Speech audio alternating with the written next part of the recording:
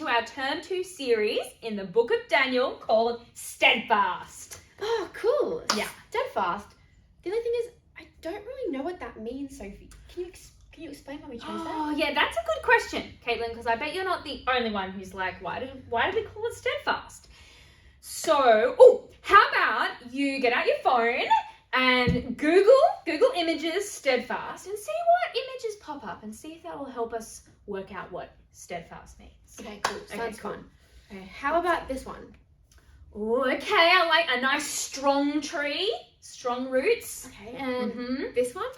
Okay, see the bridge is standing strong even in storms, like that one. That one? Okay, an anchor, they're used for ships to keep them still. Yeah. Okay, and last one. All right. Interesting. Yeah, so hopefully, River Kids, these can show you a little bit about the different aspects of what we mean when we say steadfast. See, the book of Daniel in the Bible is all about the fact that God is our steadfast king, which means he is powerful, he is strong, and unlike human kings, he's never going to stop being king, and his kingdom is going to reign forever. So we're learning that God is steadfast, he never changes in his power, and he is steadfast, never changes in his promises, so we can trust and put our hope in him. Cool, that sounds so fun. I can't wait to learn more. Yeah, it's going to be really good, but before we get into this week's Daniel story, let's chat about Main Mission. Yes, that's another thing I'm excited about. Just like we've done in other years, this year we are doing our May Mission Giving Hope boxes. Yes, so River Kids, we are challenging you to do some jobs around the house so you can raise money to go towards our $110,000 target as a church. That is a lot of money. It is a lot of money, but you know, each year we do it because we do it together. You don't have to do it yourself.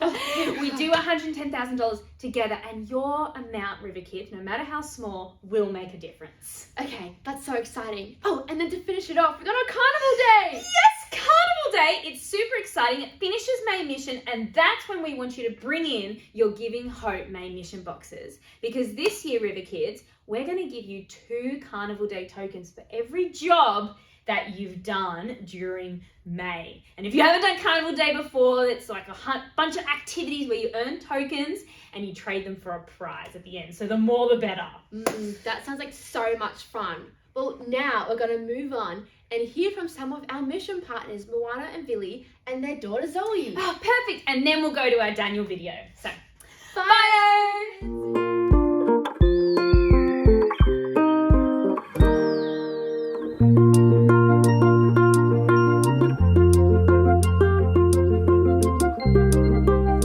I'm Moana. And I'm Vili.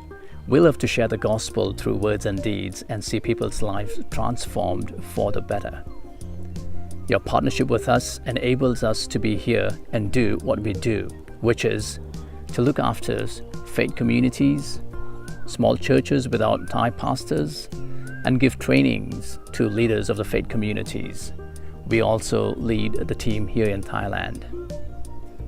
Thank you, Georges River, for your faithful support over the many, many years together. We appreciate you. God bless you. Hello everyone, I am Libby and I live in Chiang Mai, Thailand. I consider myself to be a commander in my life because I offer support to my friends during their challenging times. I notice whenever they're distressed and I make sure to show empathy and understanding towards their worries and troubles. I know that my friends always appreciate when they know someone cares and listens to their problems. During my time in Thailand, I learned the importance of cultural etiquette. For instance, it's considered highly disrespectful to touch someone's head, particularly if they're older than you. However, I found that Thai people still find a way to be warm and welcoming, often presenting their bright smiles to show their hospitality. Here are 5 lesser-known facts about Thailand. Number 1. King Rama IX held the longest reign in the world until his passing in 2016, spanning for approximately 70 years. Thailand has numerous hill tribes, each with its own language, traditions, and culture, displaying the country's cultural diversity. Number 3. Spirit houses. They are a staple in most Thai homes. People provide offerings to spirits inside the house to ensure they have good fortune. Number 4. Thailand is known for its silk production. It has a luxurious feel and vibrant colors with intricate designs, which makes it famous.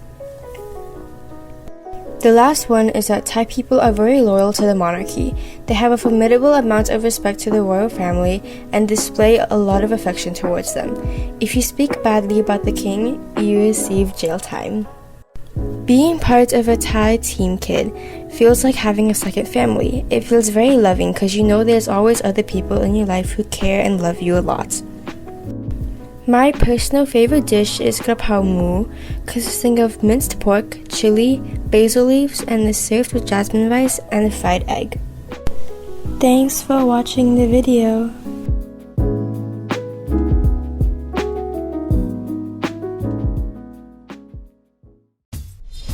Slapstick Theater. Daniel and Nebuchadnezzar's Dream. This is Daniel, who was a Jewish man who was taken to Babylon when he was very young. Daniel served in the king's service as a wise man. The king of Babylon was a man named Nebuchadnezzar. And one night he had such a disturbing dream that he couldn't sleep. He called in some of the wise men of his kingdom and demanded that they tell him what he had dreamed.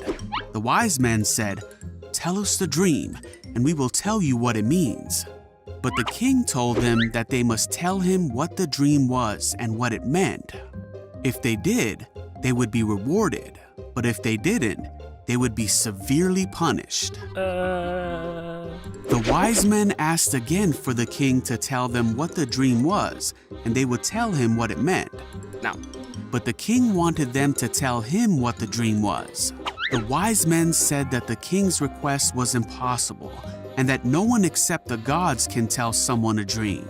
The king was furious when he heard this, and ordered that all the wise men of Babylon be killed.